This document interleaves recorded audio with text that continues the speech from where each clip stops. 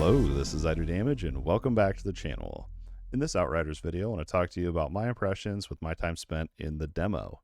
The demo came out on February 25th, and if you haven't checked it out and you like to play looter shooter types games, definitely pick up the demo and check it out. It's free. I'll have the link for it down below. Don't skip out on this one. It's really sweet. Do yourself a treat and just try out the demo for a little bit. If you don't like it, there's nothing to lose. Just uninstall it and move on to the next game. But I don't think that'll happen. I think you'll enjoy your time just like I did. The very first thing I want to talk about with the Outriders demo is the combat. I played as the Pyromancer. I plan to do the other playthroughs as the other three classes as well. But my very first time playing, I played with the Fire Mage. Pyromancer is what it's actually called. And I absolutely loved it. The combat itself is definitely, it's a shooter game. So if you're like me and you're not super great at aiming and shooting, you're going to struggle with the game a little bit. I personally found the game to be a nice challenge, but rewarding when I did overcome those challenges. The game has a really cool system that I want to talk about just up front, and this is world tier. The way that this is the more that you kill, the more quests that you do, things like that are good things in the game, you gain this experience towards the next world tier. You start out at world tier 1 and work your way up to world tier 15. I had almost made it to world tier 4 during my time played, but hit a rough patch and I really just kind of got stuck into this world tier 3. But what the world tiers do is as you rank up and take on harder difficulties and overcome those challenges, you can fight higher level enemies, you get higher level item drops, a higher loot rarity modifier, as well as a legendary drop rate modifier. And another thing that's really cool that's a permanent unlock is the higher world tier that you get to, the higher your item level cap is. And what that means, so in the demo, max character level is 7. If you manage to unlock world tier 5, which is the highest tier you can get to in the demo, you can then wear item level 9 gear. That's 7, plus you then have the +2 to your item level cap. And remember, that is a permanent unlock, so that is pretty sweet. But what's really cool about this world tier system is if you're like me and you're not super great at shooting games, so whenever you die, you actually lose world tier experience. In turn, slowing your progression to move on to the next world tier. So it makes death really punishing. And that just added more to the stress and just kind of that feel of wanting to not die to the game. Like the way I usually play games is I like to rush through, pull a bunch of mobs, and then just kind of hope for the best. And I tried doing that on this game and it didn't end up well for me. You're really rewarded with strategic and skillful gameplay here. And I like the fact that death actually means something. So that's world tier, and that's one thing I think you should know about that kind of makes this game a little bit more unique than other games. But what really makes the combat of Outriders shine is all the different types of monster diversity as well as skills. Skills are an integral part of Outriders. Each class is going to have 8 different skills that you can use. Currently in the demo, you can only use 4 of the skills for each class. So on the Pyromancer, you first unlock Heat Wave, which is a frontal line AoE that just summons out this wave of fire, deals damage, also inflicts burns to all enemies that are hit by this. Now keep in mind, every enemy that you hit with any skill, they also get marked for 15 seconds. This is what makes the Pyromancer truly unique, is that any target that is marked that you hit with one of your skills, and you manage to kill that marked enemy, you get healed for 24% of your maximum health. And those are the nodes on the skill tree that we'll kind of talk a little bit about later that also kind of play around that marking mechanic. The other skills that you can unlock in the demo is Feed the Flames. I use this one. You can also notice each of these skills has a yellow tag on it. Heatwave has Ignite. Feed the Flames has Immobilize. Thermal Bomb has Explosive and Interrupt. Now, these are important because those are actually different mechanics that happen within the game. Now, on Feed the Flames, you have a pull, that's what the Immobilize is a pull. And this also acts as an interrupt. Yes, you can actually see the cast bar of certain elite enemies. And if you use an Immobilize or an interrupt skill, you actually interrupt that cast. And it's really cool too. These enemies build up a immunity to your interrupts. Think of it as like a diminishing return, but it's indicated on the actual UI of that enemy. You can see when they're fully resistant to your skills because the icon turns blue, and then there's a timer of when that diminishing turn will fall off, and you can then continue to CC them. It's super great how transparent and how much information the game really gives you in the heat of battle. Pun intended there, since we're using fire skills, by the way. Another skill that you can use is Thermal Bomb. This one's pretty cool. It interrupts, and then also if you kill them, the enemy will blow up when they die. This one you can use very strategically if you find a group of enemies or bad guys that are grouped together. Super great. Probably my number one favorite skill was Thermal Bomb, honestly. And then it looks like I also unlocked Overheat. I didn't get to try out this skill, but deals 8 damage to enemies within a large radius and interrupts their skills. That would have been sweet to use. Maybe I'll need to play some more yet tonight with that, but it's pretty cool. The skills are pretty diverse, and they do a lot of special things. One issue that I do have with the skills, however, is they're required to use pretty much every time they're off cooldown.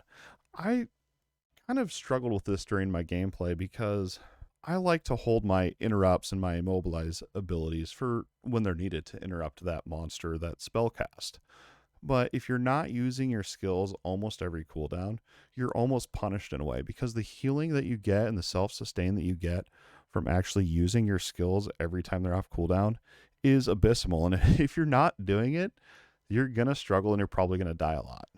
Again, that's just how it was for me. I noticed that if I was trying to hold my skills, I would struggle. And I found myself honestly just kind of button mashing each of the skills just so I could get that healing from that. Remember when they're marked and I kill them, I get healed? I felt like I was constantly just kind of button mashing my skills, except for when I encountered an elite and then I had to strategically hold my interrupt and immobilize for their spell cast. That was a little bit different, but I don't know. I just think the game leaning into really how much they require to use these skills, I would like to see a little bit more on the side of strategic gunplay and sniping or things like that. But then again, maybe it was just the Pyromancer class. Maybe the other classes are different. But it felt like if I really wasn't up in the nitty gritty at all times, popping cooldowns, I was probably dead. That's pretty much combat. The last thing I really want to comment on is the boss fights. And I'm not going to do any spoilers here, but the boss fights are pretty freaking cool, dude. They have a lot of mechanics to them. Things that if you don't interrupt, you can get severely punished. I can remember 2 of the bosses I killed that I'm still really proud that I actually defeated them, because they were quite the challenge. But anyway, you'll check out the demo anyway and get to see all that for yourself. It's pretty crazy. Now, I talked a little bit about the world tier, but now I already talked a little bit about the world tier and how the difficulty kind of scales dynamically with you. I want to talk about something else related to the world, and this is how your main quests and side quests are set up. I found it really, really cool how it just felt like more of a world. You know how in most games it's like you have this mission, you go through, you do this objective, and that's kind of it. It was really cool during the Outrider demo. I would be going through the main mission that I was on, and then I would find little side areas that I could go and like help an NPC, and then that would spark up a whole nother side quest I could go do that would also reward me. There's also other times that I'd be going through doing the main mission, and I'd notice an area that I knew would unlock later as a side area, and it felt really cool to go back and be able to finally get in there after I'd done the task that unlocked it. It just kind of gave me this feeling of an actual world. I wouldn't really consider Outriders to be an open world game. I don't know. I guess that could probably be argued, but I don't know. The sense of world is definitely there.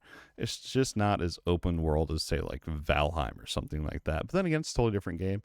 And I think the way that they have this set up within Outriders of going back to the side corridors and doing these repeatable missions if you want to grind XP in world tier and loot is really cool. And honestly, I really, really appreciated it. Speaking of loot, what would a looter shooter be if we didn't talk about the loot, right? It's honestly kind of my favorite part of these types of games anyway. And before I jump in and show off some items, I don't know about you guys, but I was kind of thinking about this a little bit today. Not only Outriders, but other looter shooters in general. It just seems like some of them, the gear doesn't seem to have much of an impact. Now, I have fond memories of Borderlands 1 and Borderlands 2, of some of the crazy guns you could get that really did impact your gameplay. And to be honest, I kind of miss that. Lately, these games like Division 2 and Outriders that we're talking about here in this video, I've noticed a lot of the loot is just numbers. They don't actually really impact gameplay all that much. Again, I'm still early on. I didn't find any like legendary gear or anything like that yet, so hopefully that'll change all of this. But when it comes to your body armor, let's go ahead and talk about that first. You have a head, you have 5 armor slots: helmet, chest, legs, boots, and gloves. I pretty much found all of them to be just a raw armor stat, and then they would also have different either max health, anomaly power, or weapon power. Those seem to be kind of the 3 main stats in the game. And also, when you're in the character sheet, you can actually hit right trigger. I played on controller. Probably should have mentioned that earlier. But you can actually see your different stats in here, and it's pretty cool. So, like anomaly power, I was like, what is that? That's your skill, damage, and stuff like that. Firepower, armor, health. Pretty cool. Pretty cool. A lot there in terms of the character sheet, at least a lot more than what I had really expected, to be honest with you. But yeah, the armor just seemed to be more of just a flat armor rate. So it was just, okay, I just want the highest number of that. And then when it came to the secondary stats, I didn't really look at the secondary stats. Then again, it's really early on. I mean, my character's only level 6, so I'm sure that itemization will be more interesting later on, hopefully. Now, some items, though, I got this blue item here that has the armor, anomaly power, and we also have a rank 1 perk on it called Wide Grip. Feed the Flames. So if you don't remember Feed the Flames, that was the second skill I talked about where you can pull an enemy towards you. These boots allowed me to pull in an extra target. It was pretty sweet. I actually thought that was pretty cool. So I really just, I guess I wanted to see more impactful items than what I did. And again, it's early on. Another kind of special item I got, this is moving on to weapons here, was my bolt action rifle. Whenever I get a killing shot, I get 15% life leech for any skills that I use for 20 seconds. Pretty cool, pretty game changer if you're playing around that. But then again, this is the thing, like, so I have that vampire tier 1. I found myself in the heat of battle focused on staying alive instead of like, oh, that guy's about to die. Let me switch over to my bolt action rifle here and, you know, shoot him down. Like, it was more of like, stay alive. Hopefully later on in the game, I'll actually think of those little intricacies with the build and my character setup. But as it was in this playthrough, it was honestly more about survival than any of these vampire stats. Or, you know, that's the only one I got was vampire. I didn't see any other weapons yet anyway. I think I'm gonna have to go farm more. Hopefully that'll change my opinion on all of this. But yeah, as far as weapons, you have different weapons like you would expect in a shooter game. I'm really not gonna go deep on this. Pistol, sniper rifle, shotgun, assault rifle, different things. There's different guns. Nothing crazy in depth, definitely nothing new to the genre. They do have different stats and everything like that that you can compare. I mean, it's really, if you've played any other looter shooter, it's nothing really special. But anyway, that's pretty much the loot, world, the difficulty, skills, combat. Last thing I want to talk about with character customization is the skill tree.